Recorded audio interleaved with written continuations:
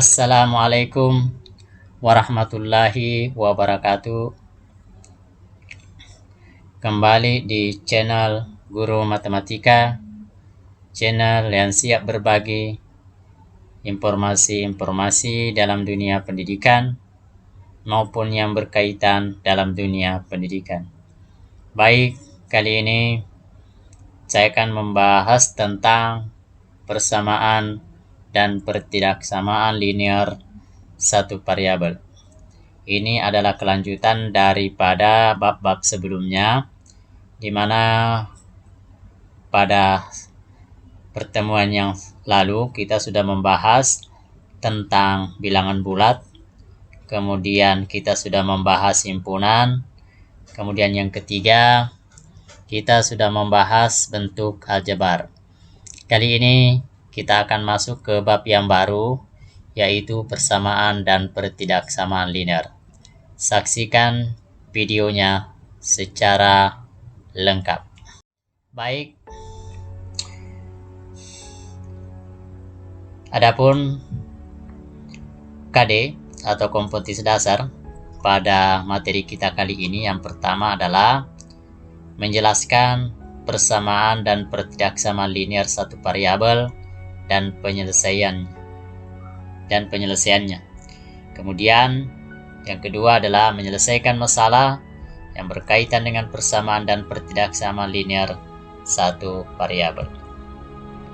Kemudian untuk pengalaman belajar ada sejumlah aktivitas. Jadi pengalaman belajar ini, learning experience, adalah sejumlah aktivitas siswa yang dilakukan untuk memperoleh informasi dan kompetensi baru sesuai dengan tujuan yang dikehendaki. Jadi adapun pengalaman belajar pertama adalah menentukan nilai variabel dalam persamaan linear satu variabel. Kemudian yang kedua, menentukan nilai variabel dalam pertidaksamaan linear satu variabel. Kemudian yang ketiga, mengubah masalah yang berkaitan dengan persamaan dan pertidaksamaan linear satu variabel menjadi model matematika. Dan yang terakhir, menyelesaikan masalah nyata yang berkaitan dengan persamaan dan pertidaksamaan linear satu variabel. Nah, adapun peta konsep, jadi untuk bab ini, persamaan dan pertidaksamaan linear satu variabel itu ada dua bagian. Yang pertama adalah persamaan linear satu variabel, kemudian yang kedua adalah pertidaksamaan linear satu variabel. Kemudian dari masing-masing bagian submateri ini, di situ kita akan mencari bagaimana cara menyelesaikan atau himpunan selesaian atau himpunan penyelesaian dari persamaan linear maupun pertidaksamaan linear. Kemudian setelah itu nanti kita akan mencoba menerapkan dalam masalah nyata, masalah dalam kehidupan sehari-hari yang berkaitan dengan materi persamaan linear dan pertidaksamaan linear satu variabel. Nah, pada pertemuan kali ini, adapun tujuan yang akan kita capai adalah yang pertama, memahami bentuk persamaan linear satu variabel. Kemudian kalian juga nanti insya Allah akan dapat menentukan himpunan penyelesaian persamaan linear satu variabel. Dan yang terakhir adalah menyelesaikan masalah yang berkaitan dengan persamaan linear satu variabel dalam kehidupan sehari-hari. Tapi untuk video kali ini kita batasi, kita hanya membahas bagian yang pertama, yaitu memahami bentuk persamaan linear satu variabel. Nah, sebelumnya bahwa seorang tokoh yang pertama kali menggunakan persamaan linear ini adalah Einstein, ya, menyatakan bahwa hubungan antara energi dan massa dalam teori relativitasnya dirumuskan adalah energi sama dengan massa kali kecepatan cahaya. Itu ya, jadi ini salah satu tokoh yang menggunakan persamaan linear ini. Albert Einstein adalah seorang tokoh fisikawan, seorang ahli dalam fisika. Dia hidup pada tahun 1879 sampai 1955. Jadi Einstein ini paling terkenal adalah masalah teori relativitasnya. Kemudian, kita mulai bagaimana kita memahami konsep persamaan linear satu variabel. Di dalam matematika itu ada penggolongan kalimat ya. Nah, penggolongan kalimat dalam matematika itu ada dua. Ada yang disebut kalimat terbuka, ada yang disebut dengan kalimat tertutup. Ya.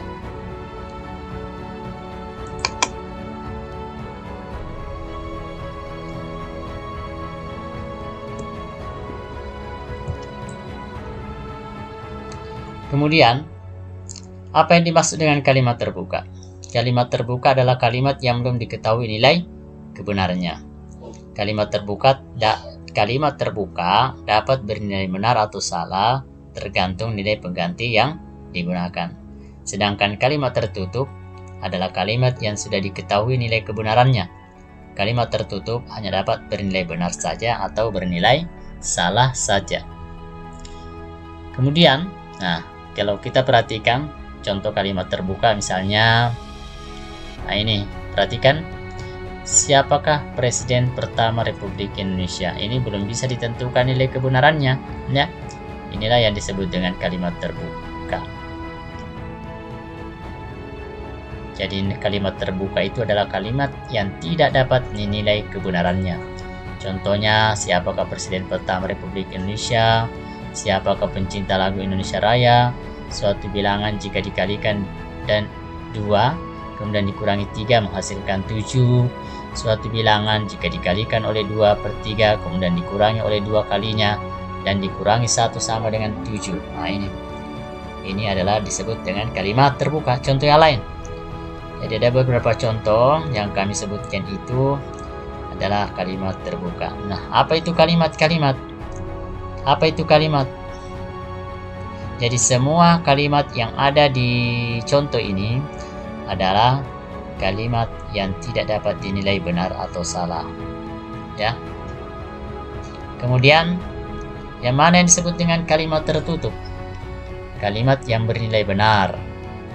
Ini jadi kalimat tertutup itu bisa bernilai benar, bisa juga bernilai salah. Contoh yang bernilai benar adalah Presiden pertama Republik Indonesia adalah Insinyur Soekarno. Atau contoh yang lain, 5 dikalikan 2 kemudian dikurangi 3 sama dengan 7.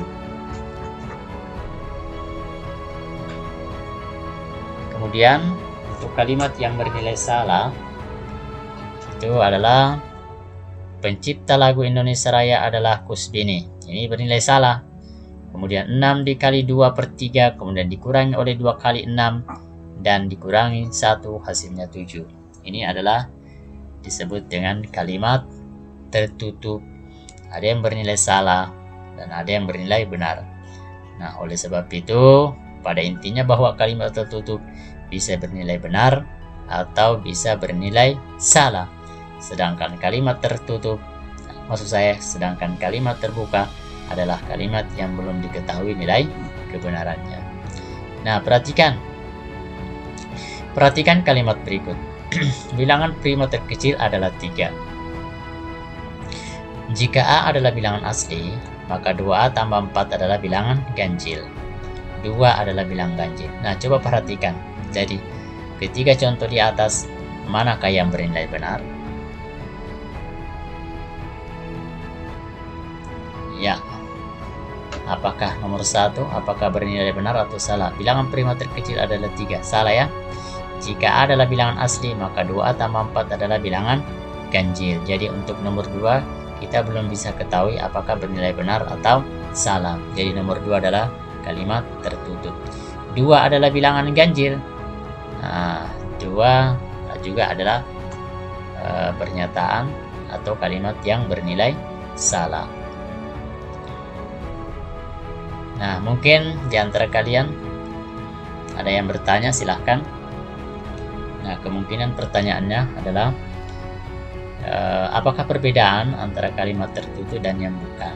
Ya.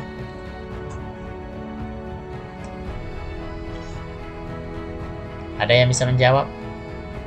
Kira-kira Apa perbedaan antara kalimat tertutup dan kalimat terbuka? Ya, benar sekali ya. Jadi kalimat terbuka itu kalimat yang belum diketahui kebenarannya. Sedangkan kalimat tertutup sudah diketahui nilai kebenarannya, apakah benar atau salah. Baik, perhatikan kalimat-kalimat berikut ini. Kota X adalah ibu kota negara Republik Indonesia. 2. Provinsi S terletak di Pulau Sulawesi. 2 ditambah A sama dengan 8. Kotak ditambah 28 sama dengan 40. X ditambah 4 sama dengan 10. Nah, setelah itu, kalimat-kalimat tersebut adalah merupakan kalimat terbuka. Unsur tertentu dalam setiap kalimat terbuka disebut variabel. Perhatikan, dari contoh nomor 1 sampai dengan 5, inilah yang disebut dengan kalimat terbuka. Kenapa? Untuk nomor 1,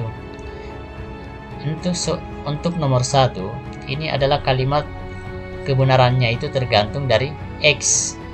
Jadi kalau X-nya diganti dengan Jakarta, maka kalimat ini akan berubah menjadi kalimat tertutup yang bernilai benar. Tapi apabila X-nya diganti dengan Palu, maka kalimat ini menjadi kalimat tertutup tapi bernilai salah. Kemudian yang kedua juga disebut dengan kalimat tertutup, karena kalimat ini tergantung kebenarannya adalah dari S, ya, tergantung dari S. Demikian juga 3 tergantung dari A, sedangkan 4 tergantung dari kotak, sedangkan 5 tergantung dari X. Semua kalimat-kalimat ini yang tergantung dari sesuatu yang tidak diketahui, itulah yang disebut dengan variabel. Ya, itulah yang disebut. Jadi kalimat-kalimat tersebut merupakan kalimat terbuka. Unsur tertentu dalam setiap kalimat terbuka disebut variabel. Untuk nomor 1 X disebut variabel, nomor 2 S disebut dengan variabel, nomor 3A disebut dengan variabel, 4 kotak ini disebut dengan variabel, 5 ini, nomor 5 X disebut dengan variabel, adalah unsur yang belum diketahui. Oke, coba kalian perhatikan untuk soal nomor 1 ya. Jika X-nya diganti Jakarta dan menjadi kalimat yang bernilai benar. Namun jika X diganti selain Jakarta, maka kalimat 1 bernilai salah. Baik, nah dengan demikian kita bisa mengatakan bahwa kalimat terbuka adalah kalimat yang belum dapat ditentukan nilai kebenarannya. Bernilai benar sajakah atau salah saja, karena memiliki unsur yang belum diketahui nilainya. Variabel adalah simbol atau lambang yang mewakili sembarang anggota suatu himpunan semesta. Variabel biasanya dilambangkan dengan huruf kecil. Jadi oleh sebab itu, pada intinya kalimat terbuka adalah kalimat yang belum diketahui nilai kebenarannya, tergantung dari variabelnya. Apabila variabelnya diganti dengan sesuatu yang bernilai benar, maka kalimat itu menjadi kalimat tertutup yang bernilai benar. Tapi apabila kalimat tertutup itu, maksud saya, apabila kalimat terbuka itu variabelnya diganti dengan bernilai benar salah, maka kalimat tertutup itu akan bernilai salah. Baik, coba kalian perhatikan. 2 dikurangi M sama dengan 1 merupakan kalimat terbuka. Karena apa? Bisa dijawab? Karena mengandung variabel, yaitu M. Y adalah bilangan prima yang lebih dari 4, juga merupakan kalimat terbuka karena mengandung variabel, yaitu Y. 3 X ditambah 7 sama dengan 9 juga merupakan kalimat terbuka karena memiliki variabel, yaitu X. Demikian juga nomor 4 ditambah B lebih dari 10 merupakan kalimat terbuka karena memiliki variabel Y. 5 2A dikurang 4 kurang dari 31 juga merupakan kalimat terbuka karena memiliki variabel A, ya kan? Jadi itu ya. Jadi kalian sudah memahami apa itu kalimat terbuka, apa itu kalimat tertutup. Nah, suatu kalimat terbuka yang memiliki variabel harus diganti oleh satu atau lebih anggota dari himpunan semesta yang didefinisikan, sehingga kalimat terbuka yang diberikan akan menjadi benar. Nah, itulah yang disebut dengan selesaian. Jadi pengganti variabel dari suatu kalimat terbuka itulah yang dinamakan selesaian. Sedangkan himpunan semua selesaian dari kalimat terbuka disebut himpunan selesaian atau himpunan penyelesaian. Coba kalian perhatikan contoh berikut. X ditambah 2. Ada yang bisa menebak X-nya harusnya berapa? Ya, 4. 4 inilah yang disebut dengan selesaiannya, ya. 4 inilah yang disebut selesaian. Karena X adalah variabel, jadi kalimat terbuka X tambah 2 sama dengan 6 akan bernilai benar jika X-nya diganti dengan 4. 4 inilah yang disebut dengan himpunan selesaiannya. Nomor 2, P adalah bilangan ganjil. Nah, P anggota di himpunan 1 sampai dengan 10. P adalah bilangan ganjil. Kalimat ini akan bernilai benar jika P-nya diganti dengan 1, 3, 5, 7, dan 9. Maka bilangan-bilangan yang saya sebutkan tadi itulah yang disebut dengan himpunan penyelesaian. Perhatikan 2X tambah 2 sama dengan 9. Dengan X adalah bilangan asli. Karena kalimat ini mengandung variabel, inilah yang disebut juga kalimat terbuka. Nah, perhatikan ini bisa menjadi kalimat tertutup apabila X yang diganti dengan sesuatu bilangan. Coba kalian perhatikan. Ada ndak jika 5 diganti dengan sesuatu ditambah 2 sama dengan 9? Ternyata tidak ada. Maka tidak ada pengganti X yang membuat pernyataan jadi benar. Jadi himpunan penyelesaian dari 5X tambah 2 sama dengan 9 adalah himpunan kosong. Coba kalian perhatikan contoh-contoh berikut. Ada beberapa contoh. Bagian A, X tambah 7 sama dengan 9. 4 ditambah B lebih besar dari 10. 4X kurang 2 sama dengan 6 dikurang 8X. 2A dikurang 4 kurang dari 31. X ditambah 10Y sama dengan 100. M sama dengan 8. 2P sama dengan 10. Min 3Y dikurang 3 sama dengan 4Y tambah 8. 3X dikurang 2M kurang dari atau sama dengan 9M. Dan X kuadrat kurang 4 sama dengan 0. Nah, perhatikan. Untuk bentuk A, perhatikan bentuk A. Jadi bentuk A,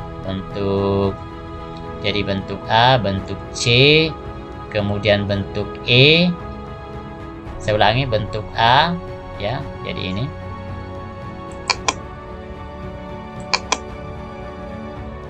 Jadi ini A, kemudian C, kemudian F, kemudian G, kemudian H. Itulah yang disebut dengan persamaan linear satu variabel, biasa disingkat dengan PLSP, ya. Saya ulangi sekali lagi.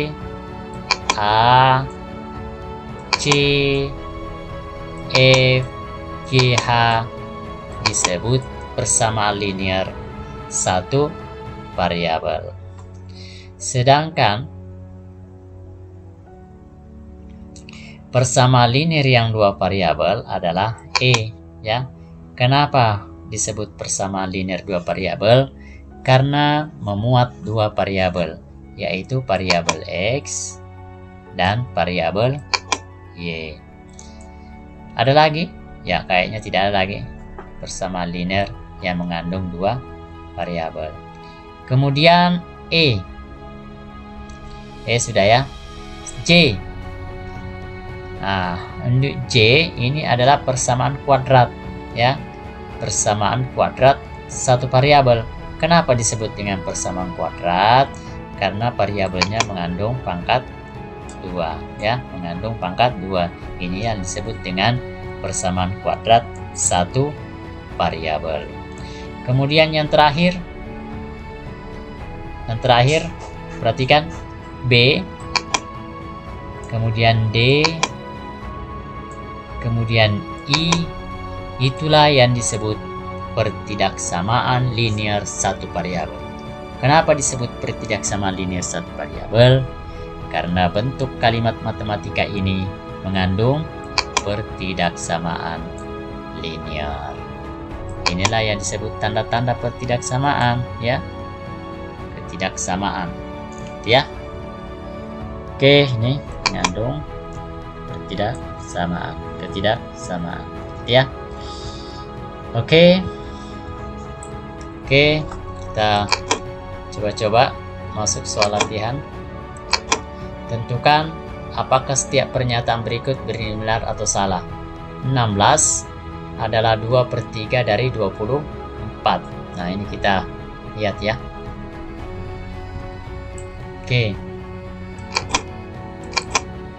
Coba perhatikan. Tentukan apakah setiap pernyataan berikut bernilai benar atau salah. 16 adalah 2/3 dari 24. Jadi kalau kita terjemahkan ke dalam bahasa matematik, 16 itu sama dengan 2/3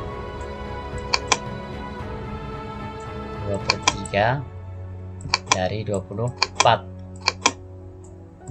Kita lihat 24 dibagi 3 8, 2 kali 8 16. Jadi ini adalah bernilai benar. Bagian A bernilai benar ya. Sekarang B. Hasil kali 4 dan negatif 2 adalah negatif 8, juga bernilai benar. Terdapat 300 detik dalam 1 jam. Ini kalimat yang salah. Segi 5 beraturan memiliki 5 simetri lipat. Kita lihat segi 5 ya. Kalau kita gambar segi 5-nya seperti ini ya.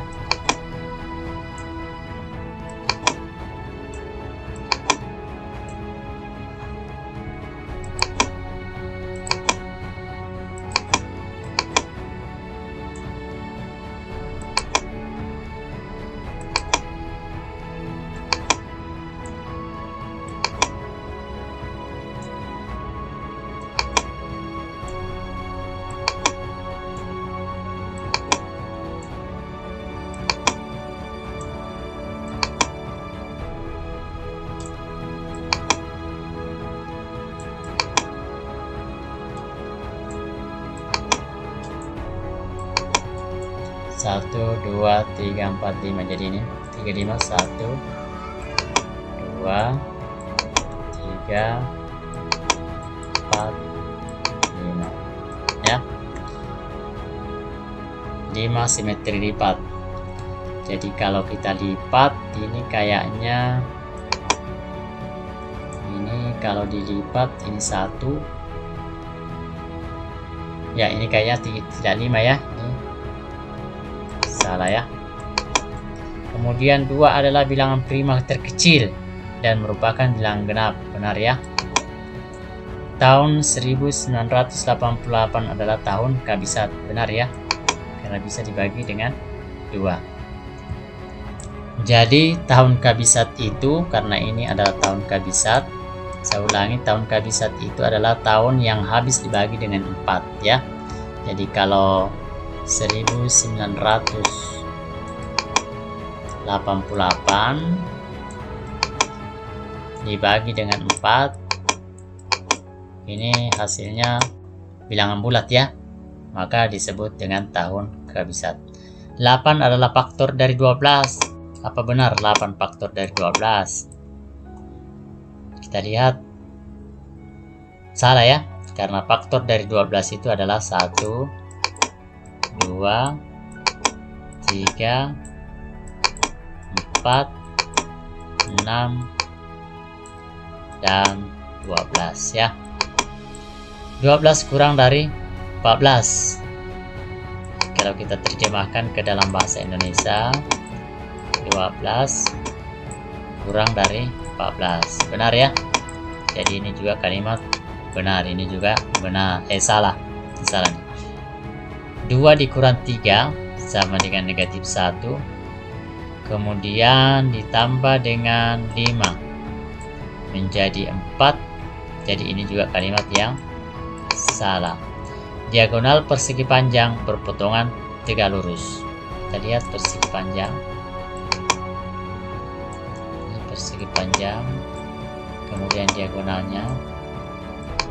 Jadi ini kalimatnya salah ya. Jadi itulah pernyataan berikut. Kita sudah tentukan yang mana yang bernilai benar, yang mana yang bernilai salah. Ya, kita lanjut soal nomor 2. Tentukan himpunan selesaian pada setiap kalimat terbuka berikut jika lambang atau variabel dalam kalimat adalah bilangan asli. Jadi M adalah kelipatan 7 yang kurang dari 20. Wah, kita tentukannya selesaiannya, himpunan penyelesaian.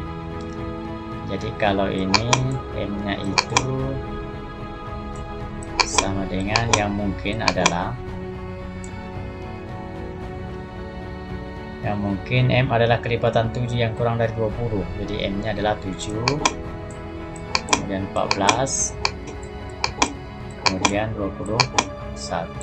Oh, sampai 14 saja ya.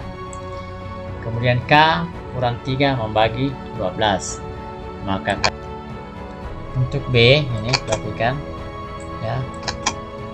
Ini 12 membagi K kurang 3. Jadi K-nya itu mulai dari 1 ya. 1 karena 1 kurang 3 min 2 bisa dibagi, kemudian 2 ya bisa, kemudian K-nya 4, kemudian 5, kemudian 7 ya, kemudian 8, 7, 9, kemudian 11 tidak bisa ya. Kalau 10 tidak bisa.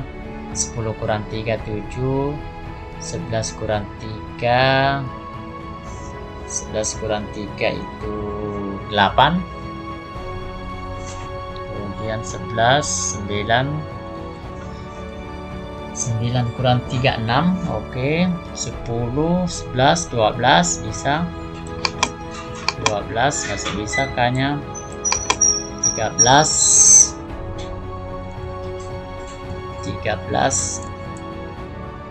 Jadi K yang mungkin 9, kemudian 12, kemudian 13 tidak bisa, 14 15 bisa ya, 15, kemudian 16 17. Jadi kita mencari nilai K sehingga jika K dikurangi 3 bisa membagi 12 ya. Habis membagi 12. Oke. Jadi kalian bisa mencari nilai K-nya sehingga K dikurangi dengan 3 akan membagi habis 12. Ft adalah bilangan ganjil yang habis dibagi 5. Berarti T-nya itu kita bisa tentukan ya. T itu sama dengan T adalah bilangan ganjil yang habis dibagi 5. Berarti 5 10 ya, 10 kemudian 15 saja ya. Terselai ya.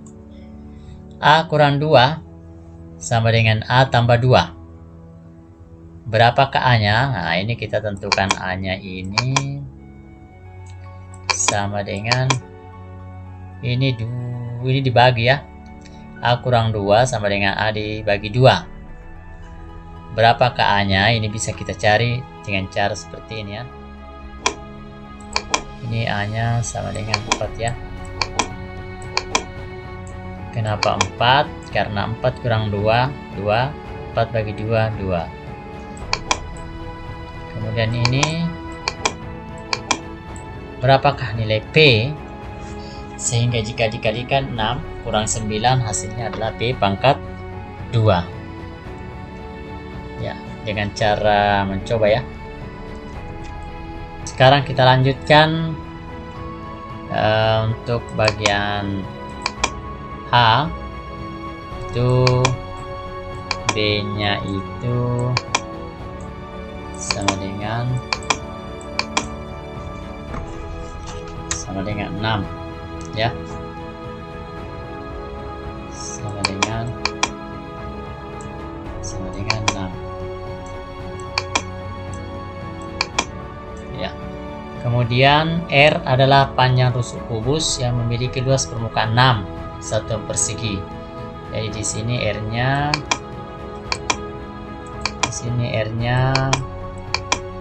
sama dengan 1 ya. Kemudian D adalah bilangan genap yang habis dibagi 3. Nah, yang habis dibagi 3 itu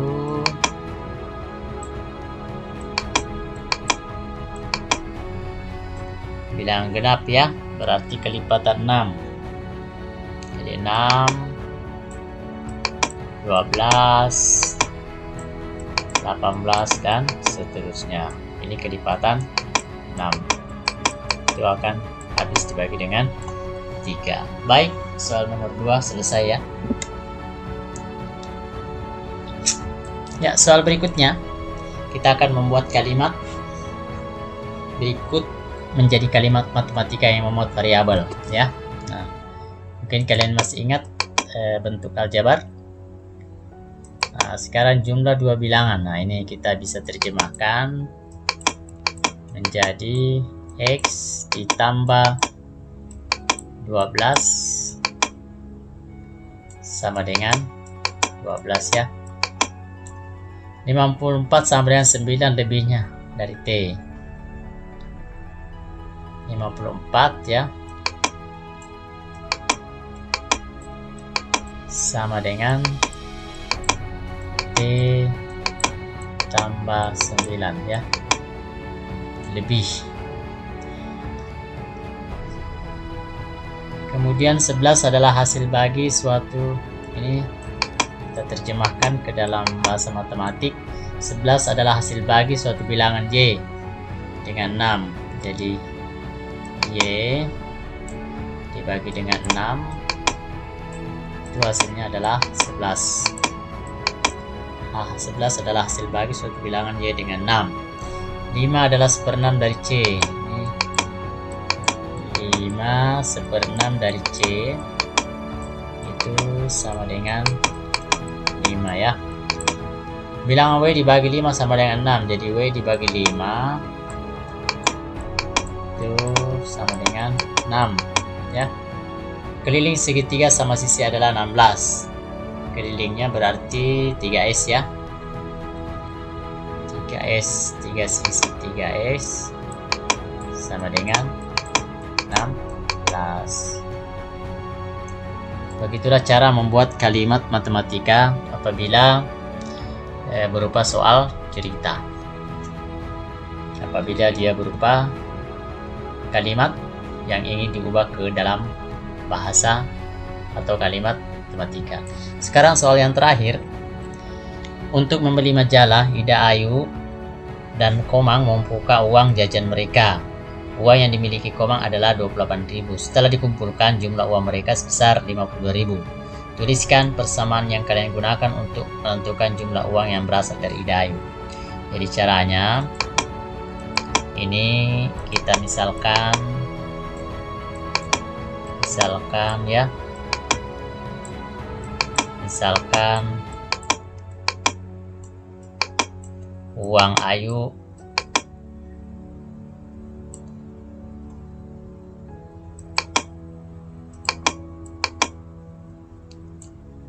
kita misalkan uang Ayu adalah X.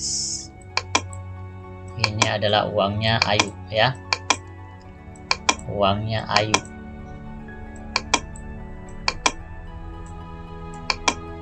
Dengan demikian, kita bisa menentukan bahwa X ditambah dengan 28.000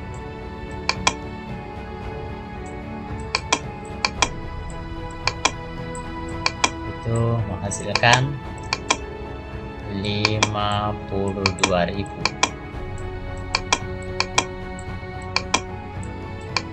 Nah, itu ya. Jadi itulah persamaan yang digunakan untuk menentukan jumlah uang yang berasal dari Ida Ayu.